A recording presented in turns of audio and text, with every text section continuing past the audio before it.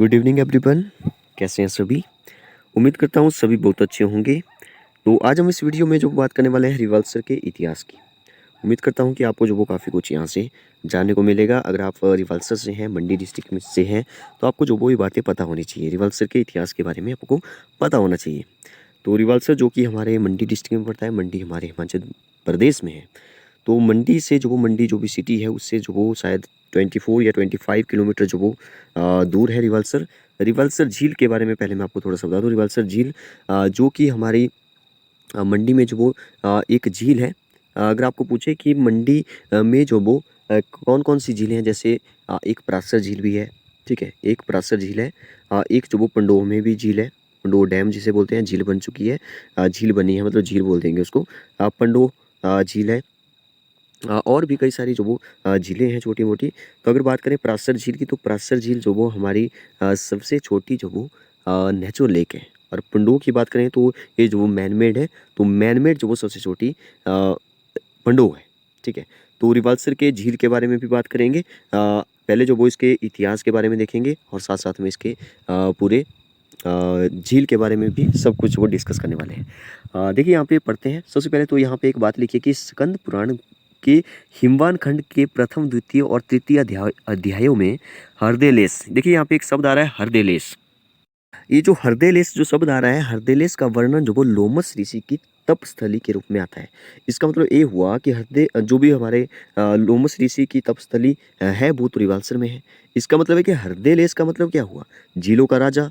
तो झीलों का राजा जो वो पहले किसको कहा जाता है? रिवाल्सर को कहा जाता है। अगर आपसे कोई पूछे कि रिवाल्सर का जो प्राचीन नाम है हरदेलेस है, ठीक है? बहुत सारे ऐसे होंगे जिनको जो वो रिवल्सर में होंगे, लेकिन आपको जो वो इन फैक्ट्स के बारे में पता नहीं होगा। तो ये बहुत ही इंपॉर्टेंट फैक्ट्स है जो आपको पता होने चाहिए। तो जो हरदेलेस है ये जो वो हमारे रिवल्सर का पुराना नाम है, ठीक है? तो पूर्व काल में ही लोमस ऋषि हिमालय पर्वतों पर जो वो तपस्या कर रहे थे। इसी दौरान लोमस ऋषि ने ब्रह्म पर्वत पर चढ़कर एक हृदय तालाब देखा, ठीक है? तो तालाब देखा जो कि अत्यंत सुंदर था, ठीक है? जिसके चारों ओर जो वो सुंदर वृक्षों की छाया थी और विभिन्न प्रकार के पक्षियों से सुशोभित, जिसका जल अत्यंत निर्मल और शुद्ध है, जिसमें अप्सराएं जो वो जल क्रीड़ा कर रही थी। इस तालाब को देखकर ऋषि बहुत प्रसन्न हुए और पर्वतों से घिरे इस तालाब में स्नान करने अ, पर जो वो लोमस ऋषि इसके किनारे तपस्या करने बैठ गए। तो ये तो स्टोरी है लोमस ऋषि की।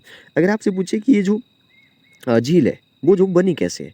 आपने जो वो अगर रिवाल्सर से है, मंडी से है, तो आपको पता होगा कि रिवाल्सर से जो वो ऊपर वाली साइड जो वो 10 किलोमीटर दूर जो वो नैना देवी का मंदिर है। जब आप जो वो जा रहे होते हैं तो बीच में जो वो 7 सर आते हैं, ठीक है? मतलब कि 7 झीलें जो वो बीच में आती है, ठीक है? वहाँ पे जो वो स्टोरी ये है कि पांडव जब अज्ञातवास के मतलब कि जा रहे थे तो बड़ी सारी जगहों पे जो वो रुके, तो वहाँ पे भी रुके तो उनकी माता जो कुंती थी, उनको जो वो यहाँ पे सॉरी पास नहीं, प्यास लगी। तो प्यास लगी तो अर्जुन ने जो वो तीर मारा, ठीक है? ऐसा कहा जाता है कि अर्जुन ने तीर मारा और वहाँ से जो वो पानी निकला। तो कुछ ऐसी स्टोरी है वहाँ पर। तो वहाँ पे जो वो 7 ऐसे झीलें बनी हुई है। एक के साथ ऐसे लगती-लगती 7 झीलें हैं। फिर 7 झीलें जैसे खत्म हो जाती है, वहाँ पे फिर एक केव है। केव मतलब गुफ़ा है। देखिए ये जो गुफ़ा है इसके पीछे की जो स्टोरी है वो आपने पहले सुनी होगी शायद। तो वहाँ पे जो गुफ़ा है वहाँ पे जो वो मंडार देवी थी, एक राजा की लड़की, ठीक है? उसने वहाँ पे जो वो तपस्या की थी, ठीक है? गुफ़ा आपने देखी होगी। गुफ़ा जो वो एक नीचे भी है छोटी-सी, जहाँ पे जो वो जैसे सड़क के किनारे ही है साथ में, और थोड़ा-सा ऊपर जा कर के पौड़ियाँ चढ़ेंगे तो वहाँ पे ऊपर जो वो आपको वहाँ पे जो भी मेन जो भी गुफ़ा है, केव है, वो आपको मिल जाएगी। कहा जाता है कि वहाँ पर जो वो मंडार देवी जो कि एक मंडी के राजा थे, मंडी का जो उस टाइम जो एरिया था, जैसे आजकल जैसे रिवाल्सर झील है, तो रिवाल्सर झील के आस-पास का वाला जो एरिया है उसको जो है वो पहले जौहर कहा जाता था पहले, जौहर। तो जो जौहर का राजा था, ठीक है? तो उसकी वो बेटी थी और उस बेटी का नाम था उसकी मंडार देवी। तो मंडार देवी जो वो वहाँ पे तपस्या किया करती थी। जब वो तपस्या किया करती थी तो प्रसन्न होकर जो पद्म संभव थे, गुरु पद्म संभव ने जो वो उनको दर्शन दे दिए, ठीक है? वहाँ पे गुरु पद्म संभव ने जो वो उनको दर्शन दिए। राजा को पता चल गया कि वहाँ पे जो वो गुरु पद्म संभव है वो जो वो वहाँ पे कुछ ऐसा मतलब कि उनको जो वो एक गलतफ़हमी हो गई। अब गलतफ़हमी हो गई तो उसने जो वो राजा ने जो वो अपने सैनिकों को बोला कि मेरी बेटी को भी और उसको भी जो मतलब कि मार दो और दफ़ना दो उनको, ठीक है? अपनी बेटी को भी बोल दिया उसने। तो जैसे ही उसने ऐसा बोला तो सैनिकों ने जो वो जो गुरु पद्म संभव थे उनको जो वो ला करके, ठीक है, 8-9 किलोमीटर जो वो ऊपर है, तो नीचे ला करके जहाँ पे आज रिवाल्सर की जो झील बनी हुई है वहाँ पे जो वो उनको जलाने का जो वो मतलब कि आदेश दे दिया। अब आगे तो आपको पता ही है कि वहाँ पे जो वो साथ कहा जाता है कि लकड़ी का जो वो इतना बड़ा प्रबंध किया गया और तेल वगैरह जो वो लाया गया, तेल जो रखा गया उसको जो उसके ऊपर तेल फेंका गया और मतलब कि जला दिया गया उसके ऊपर। तो कहते हैं कि 7 दिनों तक जो वो जलता रहा, 7 दिनों तक जलता रहा। उसके बाद जो वो 8वें ही दिन जो वो वहाँ पे जो तेल था, जितना भी लकड़ी थी, जो भी राख थी, वो जो वो पानी में कन्वर्ट हो गई थी और पानी के ऊपर जो वो एक कमल था और कमल के फूल के ऊपर एक छोटा-सा बच्चे ने मतलब कि पद्म संभव ने जो वो कुछ अलग प्रकार से जो वो दर्शन दिए। तो पद्म संभव की जो आप अगर मूर्ति भी देखेंगे तो वहाँ पे जो भी कमल का फूल है नीचे, फिर उसके ऊपर जो वो खुद विराजमान है। ठीक है, तो ये स्टोरी है कि झील जो वो कैसे बनी, ऐसा कहा जाता है। तो ये भी आपको पता होना चाहिए। तो देखिए यहाँ पे लिखा है कि जिसका जो ये जो बात कर रहे हैं हम लोग लोमस ऋषि की। तो लोमस ऋषि ने जो वहाँ पे तपस्या की थी। ठीक है, लोमस ऋषि का मंदिर जो वो साथ में ही है। जब आप जाएंगे जो वो झील के पास में ही है। ठीक है, लोमस ऋषि का मंदिर, एकमात्र मंदिर।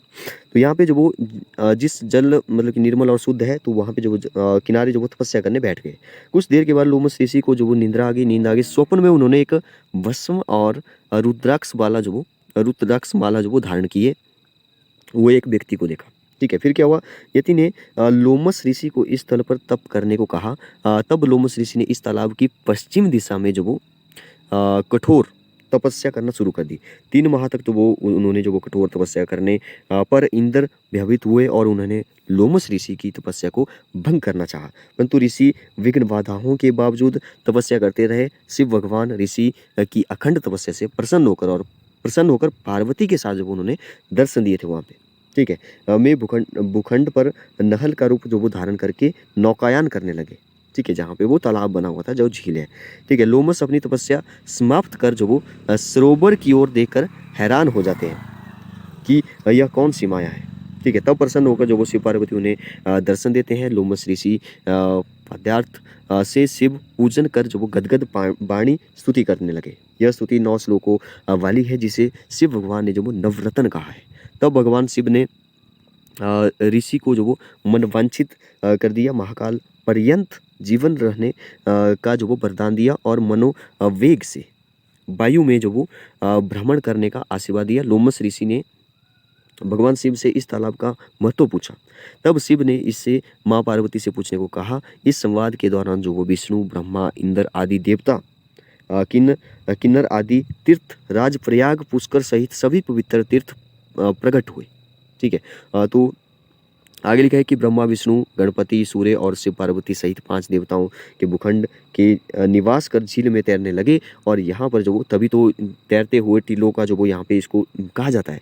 ठीक है, इन टीलों बेड़ों में जो वो निवास करने का निश्चय किया, जिस कारण जो वो रिवाल्सर को जो वो पंचपुरी अर्थात जहाँ 5 देवता वास करते हैं। तो इसको भी आप याद रखिए, पंचपुरी जहाँ पे 5 देवता वास करते हैं, वो झील कौन सी है, वो रिवाल्सर झील ही है के नाम से जाना जाता है। भगवान शिव के आदेश से देवता हिम रूप होकर देवंगनाएं, मंजुला, इनको भी आप याद रखते हैं, मालती और बेल रूप होकर पितृगण, वृक्ष रूप में निशाचर, गंधर्व, किन्नर आदि गुलम रूप होकर निवास करने लगे। ठीक है, तो ये थी हिमाचल नहीं, रिवाल्सर का जो वो छोटा सा इतिहास, जो कि आपको जो वो वहाँ पे रिवाल्सर में ही मिल जाएगा। ये फोटो जो मैंने वहाँ से ही क्लिक किया है।